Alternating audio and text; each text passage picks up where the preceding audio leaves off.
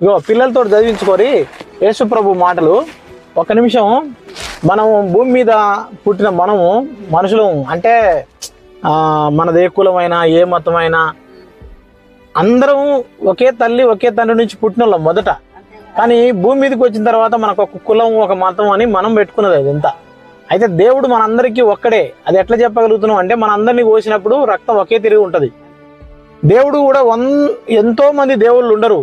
ఎందుకంటే ఇప్పుడు మనకున్న ఋతువులు చూడు, ఎండాకాలం ఎండలు కాస్తాయి బరాబరుగా అట్టి టయానికి, వానకాలం వానలు వస్తాయి బరాబరుగా, పంటలు పండుతాయి, చలికాలం కరెక్ట్గా చలి. అంటే ఎన్నో ఏండ్ల తరబడి కూడా అవి వాటి పద్ధతి ప్రకారం నడుస్తున్నాయి.